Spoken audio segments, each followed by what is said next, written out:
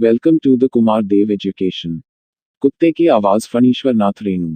मेरा गांव ऐसे इलाके में जहां हर साल पश्चिम, पूरब और दक्षिण की कोशी, पनारा, महानंदा और गंगा की बाढ़ से पीड़ित प्राणियों के समूह आकर पनाह लेते हैं। सावन भादों में ट्रेन की खिड़कियों से विशाल और सपाट धरती पर गाय, बैल, भैंस, भेड़, बकरों के हजारों झुंड देखकर ही लोग बाढ़ की विभीषिका का अंदाज लगाते हैं।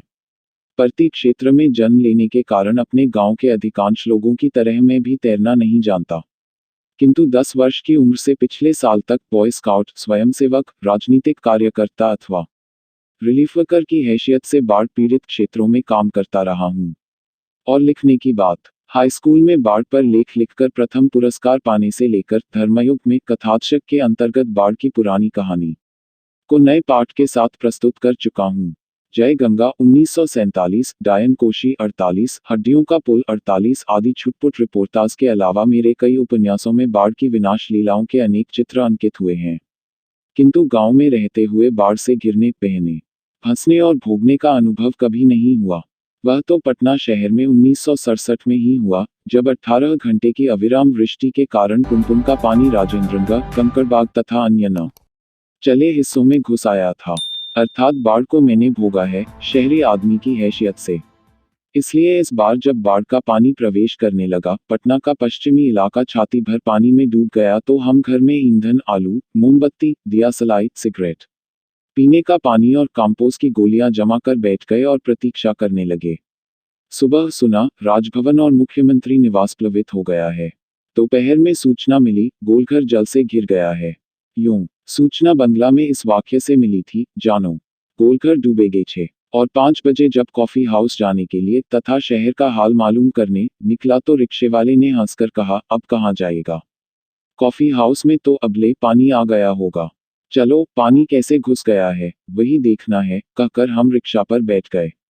साथ में नई कविता के एक विशेषज्ञ व्याख्याता आचार्य कवि मित्र थे, जो मेरी अनवरत अनर्गल अंगड़ गद्य में स्वगतोक्ति से कभी बोर नहीं होते। धन्य हैं। Motor, scooter, tractor, motorcycle, truck, टमटम, साइकिल, रिक्शा पर और पैदल लोग पानी देखने जा रहे हैं। लोग पानी देखकर लौट रहे हैं। देखने वालों की आंखों में, जुबान पर एक ही जिज्ञासा, पानी कहां तक आ गया है। देखकर लौटते हुए लोगों की बातचीत, फ्रेजर रोड पर आ गया क्या, पार कर गया। Shrikrishnapuri, Pataliputra colony, boring road, industrial area का कहीं पता नहीं। अब भट्टाचार्जी रोड पर पानी आ गया होगा। छाती भर पानी है। विमेंस कॉलेज के पास डुबाव पानी है। आ रहा है, आ गया, घुस गया, डूब गया, बह गया। हम जब कॉफी हाउस के पास पहुंचे, कॉफी हाउस बंद कर दिया गया था। सड़क के एक किनारे एक मोटी डोरी की शक्ल में गेरुआ झाग फेन में उलझा पानी तेजी से सरकता आ रहा था। मैंने कहा, आचार्य जी, आगे जाने की जरूरत नहीं, वह देखिए आ रहा है, मृत्यु का तरल दूत। आतंक के मारे दोनों हाथ बरबस जुड़ गए और सभय प्रणाम निवेदन में मेरे मुंह से कुछ अस्फुट शब्द निकले। हाँ, मैं बहुत कायर और डरपोक हूँ। रिक्शा वाला बहादुर है, कहता है, चलिए न थोड़ा और आगे। भीड़ का एक आदमी बोला, ए रिक्शा, करंट बहुत तेज है, आगे मत जाओ। मैंने रिक्शा वाले से अनुनय भरे स्वर में कहा, लौटा ले भैया, आगे बढ़ने की जरूरत नहीं। रिक्शा मोड़कर हम अप्सरा सिनेमा हॉल, सिनेमा शो बंद के बगल से गांधी मैदान की ओर चले। पैलेस होटल और इंडियन एयरलाइंस दफ्तर के सामने पानी भर रहा था। पानी की तेज धार पर लाल हरे नियन विज्ञापनों की परछाइयां सैकड़ों रंगीन सांपों की सृष्टि कर रही था। गांधी मैदान की रेलिंग के सहारे हजारों लोग खड़े देख रहे थे। दशहरा के दिन रामलीला के राम के रथ की प्रतीक्षा में जितने लोग रहते हैं, उससे कम नहीं थे। गांधी मैदान के आनंद उत्सव, सभा सम्मेलन और खेलकूद तक की सारी स्मृतियों पर धीरे धीरे एक गहरे का आवरण आच्छादित हो रहा था। हरियाली पर शनैह शनैह पानी फिरते देखने का अनुभव सर्वथा नया था। कि इसी बीच एक अधेड़, मुस्टंड और गंवार जोर जोर से बोल उठा, ई जब दानपुर डूब रहा था तो पत्नियां बाबू लोग उठकर देखने भी नहीं गए, अब बूझो। मैंने अपने आचार्य कवि मित्र से कहा, पहचान लीजिए, यही है वह आम आदमी जिसकी खोज हर साहित्यिक गोष्ठियों में होती रहती है। उसके वक्तव्य में दानापुर के बदले उत्तर बिहार अथवा कोई भी बाढ़ग्रस्त ग्रामीण क्षेत्र जोड़ दीजिए। शाम के 7:30 बज चुके और आकाशवाणी के पटना केंद्र से स्थानीय समाचार प्रसारित हो रहा था। पान की दुकानों के सामने खड़े लोग चुपचाप उत्कीर्ण होकर सुन रहे थे। पानी हमारे स्टूडियो की सीढ़ियों तक पहुंच चुका है और किसी भी क्षण स्टूडियो में प्रवेश कर सकता है।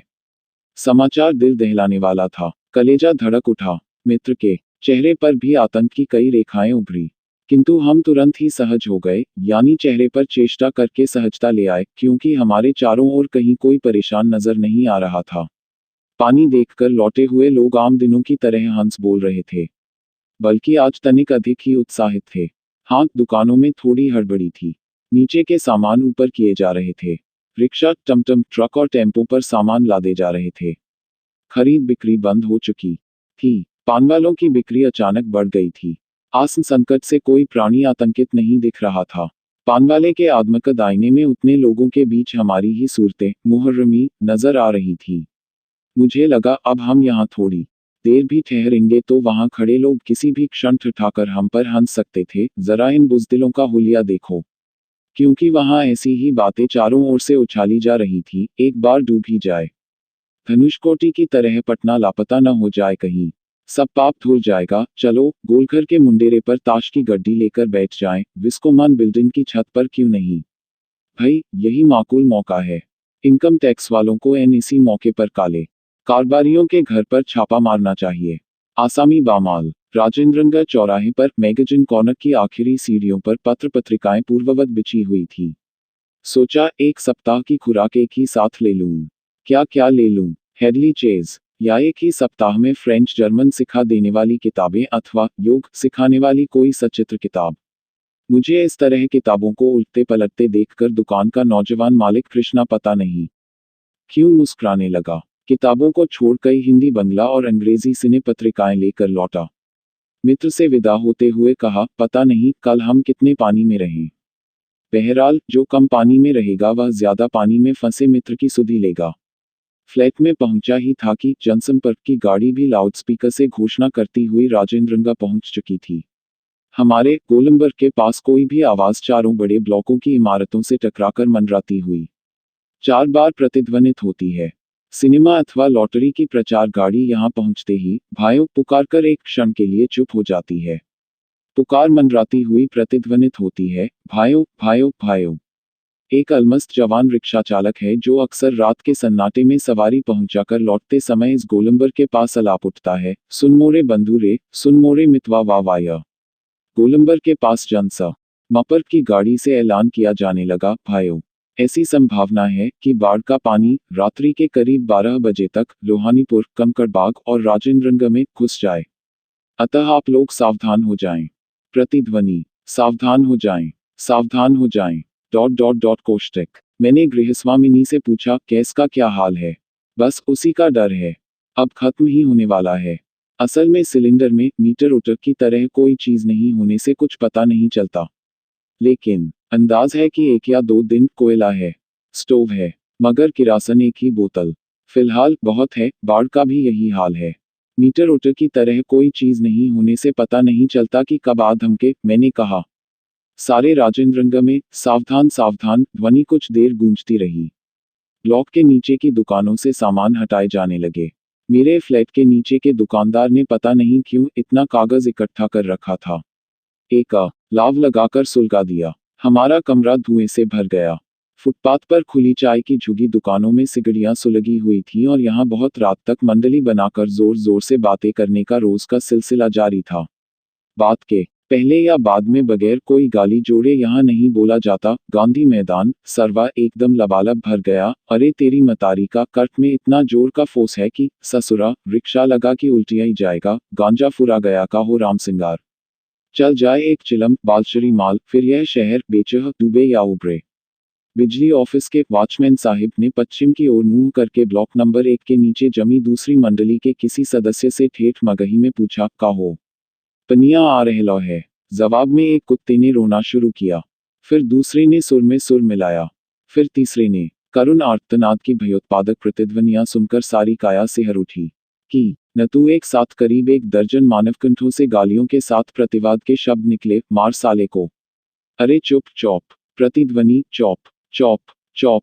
कुत्ते चुप हो गए, किंतु आने वाले संकट को वे अपने सिक्स थ सेंस से भांप चुके थे। अचानक बिजली चली गई। फिर तुरंत ही आ गई, शुक्र है।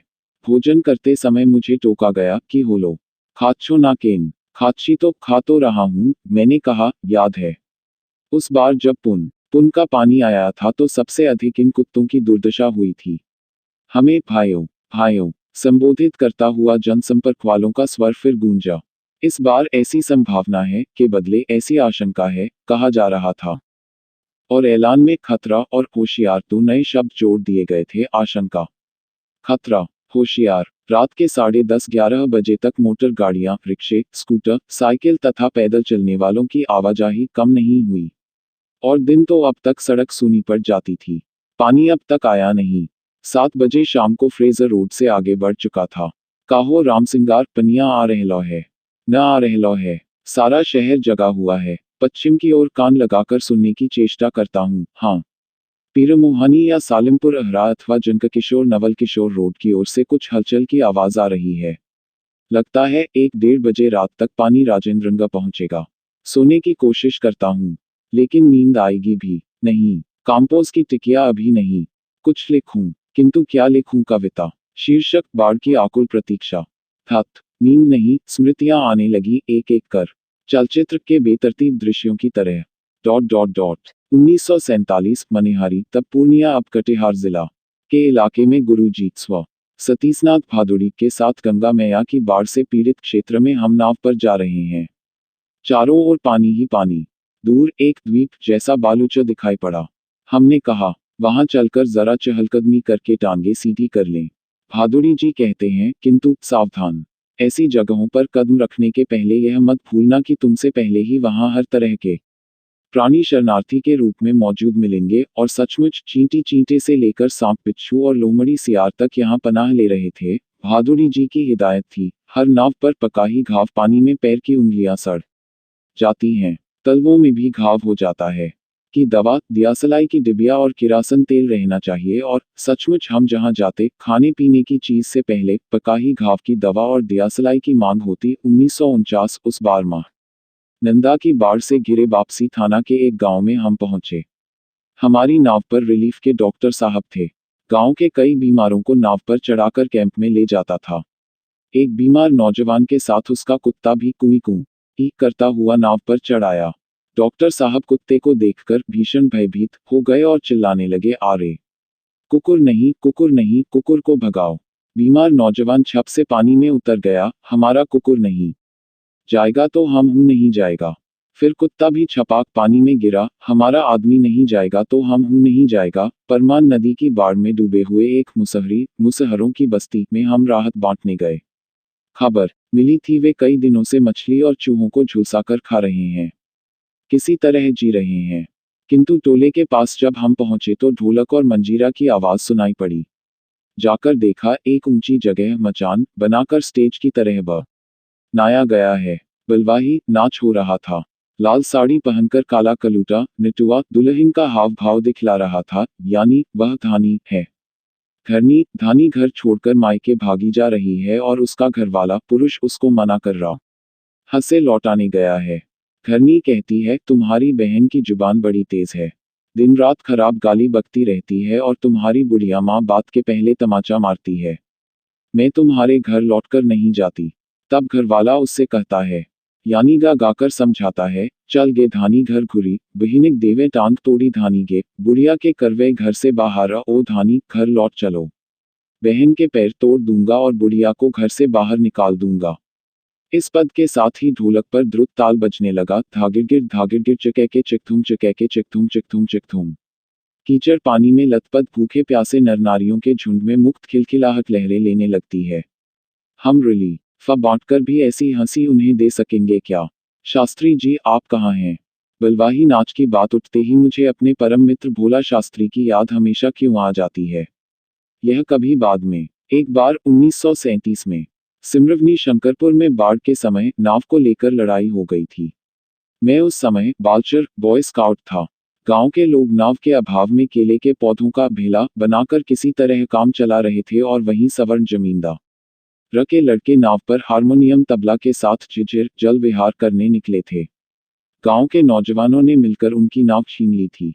थोड़ी मारपीट भी हुई थी और 1967 में जब पुनपुन का पानी राजेंद्रनगर में घुस आया था एक नाव पर कुछ सजे धजे युवक और युवतियों की टोली टोली किसी फिल्म में देखे हुए कश्मीर का आनंद घर बैठे लेने के लिए निकली थी।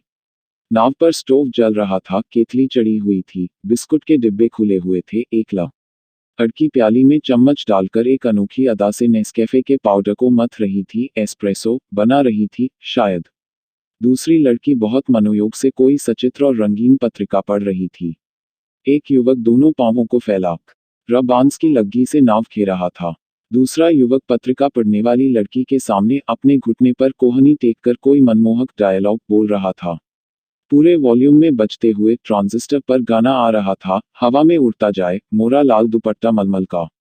हो जी। हमारे ब्लॉक के पास गोलंबर में नाव पहुंची ही थी कि अचानक चारों ब्लॉक की छतों पर खड़े लड़कों ने एक ही साथ किलकारियों, सीटियों, फब्तियों की वर्षा कर द। और इस गोलंबर में किसी भी आवाज की प्रतिध्वनि मंडरा कर गूंजती है।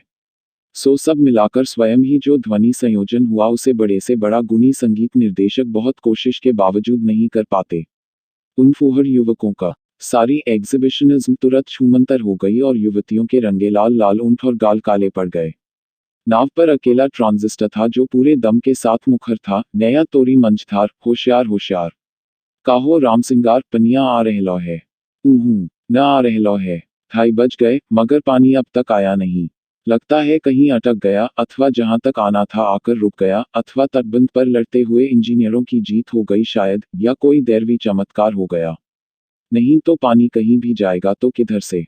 रास्ता तो इधर से ही है। चारों ब्लॉकों के प्रायः सभी फ्लैटों की रोशनी जल रही है, बुझ रही है। सभी जगे हुए हैं। कुत्ते रह रहकर सामूहिक रुदन शुरू करते हैं और उन्हें रामसिंगार की मंडली डांटकर चुप करा देती है। चौप।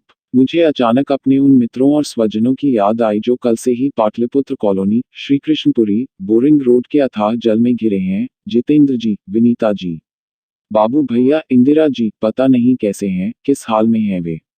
शाम को एक बार पड़ोस में जाकर टेलीफोन करने के लिए चोंगा उठाया, बहुत देर तक कई नंबर डायल करता रहा। उधर नाटा था एकदम। कोई शब्द नहीं, टूंक फूंक कुछ भी नहीं।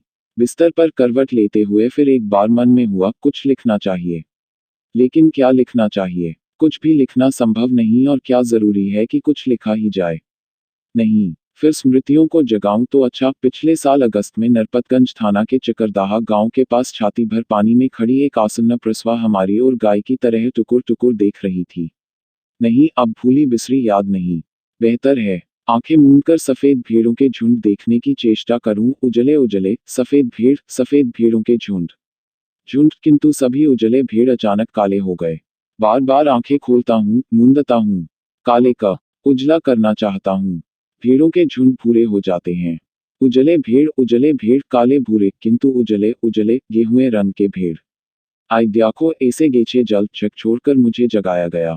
घड़ी देखी, ठीक 5:30 बज रहे थे। सवेरा हो चुका था। आ रहलो है पनिया। पानी आ गैल। हो राम सिंगार, हो मोहन, हो रामचन्ना, अरे हो। आंखें मलता हुआ उठा। पश्चिम की ओर थाना के सामने सड़क पर मोटी डोरी की शक्ल में, मुंह में झाग फेन लिए पानी आ रहा है। ठीक वैसा ही जैसा शाम को कॉफी हाउस के पास देखा था। पानी के साथ साथ चलता हुआ, किलोल करता हुआ बच्चों का एक दल उधर पश्चिम दक्षिण कोने पर दिनकर अतिथिशाला से और आगे भंगी बस्ती के पास बच्चे कूद क्यों रहे हैं? नहीं, बच्चे नहीं, पानी है। वहां मोड़ है, थोड़ा अवरोध है, इसलिए पानी उछल रहा है। पश्चिम उत्तर की ओर ब्लॉक नंबर 1 के पास पुलिस चौकी के पिछवाड़े में पानी का पहला रेला आया। ब्लॉक नंबर 4 के नीचे सेठ की दुकान के बाएं बाजू में लहरें नाचने लगी। अब मैं दौड़कर छत पर चला गया। चारों ओर शोर कोलाहल कलरव, चीख पुकार और पानी का कलकल रव। लहरों का नर्तन। सामने फुटपाथ को पाका अब पानी हमारे पिछवाड़े में सशक्त बहने लगा है। गोलंबर के गोलपाक के चारों ओर पानी नाच रहा है। आ गया। पानी बहुत तेजी से बढ़ रहा है, चढ़ रहा है। करंट कितना तेज है?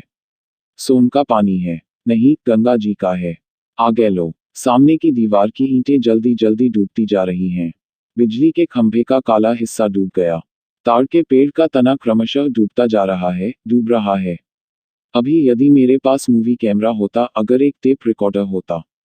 बाढ़ तो बचपन से ही देखता आया हूं, किंतु पानी का इस तरह आना कभी नहीं देखा। अच्छा हुआ जो रात में नहीं आया। नहीं तो भय के मारे न जाने मेरा क्या हाल होता। देखते ही देखते गो लपाक डूब गया, हरियाली लोप हो गई। अब हमारे चारों ओर पानी नाच रहा था, भूरे रंग के भेड़ों के झुंड। भेड़ दौड़ रहे हैं, भूरे भेड़। वह चाय वाले की झोंपड़ी गई, गई, चली गई। काश मेरे पास एक मूवी कैमरा होता, एक टेप रिकॉर्डर होता, तो क्या होता। अच्छा है, कुछ भी नहीं। कलम थी, वह भी चोरी चली गई। अच्छा है, कुछ भी नहीं मेरे पास। अचानक सारी देह में कंपकंपी शुरू हुई। पानी के बढ़ने की यह रफ्तार है तो पता नहीं पानी का तना बढ़े। वहां कोई बैठा थोड़ी है कि रोक देगा, अब नहीं, बस अब हो गया। ग्राउंड फ्लोर में छाती भर पानी है। इसके बाद भी यदि पानी बढ़ता गया तो दूसरी मंजिल तक न भी आए। कंट्रैक्टर द्वारा निर्मित यह मकान न शचय ही ढह जाएगा। 1967 में पुनपुन का पानी एक सप्ताह तक झेल चुके हैं ये मकान। हर साल घनघोर वर्षा के बाद कई दिनों तक घुटने भर पानी में डूबे रहते हैं। और सरजमीन ठोस नहीं, गार्बेज भरकर नगर बसाया गया है। पुनपुन की बाढ़ इसके पासंग बराबर भी नहीं थी। दोनों ओर से तेज धारा गुजर रही है। पानी चक्राकार नाच रहा है, अर्थात दोनों ओर गड्ढे गहरे हो रहे हैं। बेबस कुत्तों का सामूहिक रुदन, बहते हुए सुअर के बच्चों की चिचियाहट, कोलाहल, कलरव, कोहराम हो राम सिंगार, रिक्शवा बहलो हो। घर घर घर। कल एक पत्र गांव भेज दिया था, किंतु कल एक कप कॉफी नहीं पी सका। कल डोसा खाने को बहुत मन कर रहा था, कोक पीने की इच्छा हो रही है। कंठ सूख रहा है, प्रियजनों की याद आ रही है। थर थर कांपता हुआ छत से उतरकर फ्लैट में आया और ठाकुर रामकृष्ण देव के पास जाकर बैठ गया। ठाकुर, रक्षा करो, बचाओ इस शहर को इस जल प्रलय में। अरे दूर साला, कांदचिस्केन, रोता क्यों है? बाहर देख, साले। तुम लोग थोड़ी सी मस्ती में जब चाहो तब राह चलते कमर दुलिए दुलिए, कमर लचकाकर, कूल्हे मटकाकर ट्विस्ट नाच सकते हो।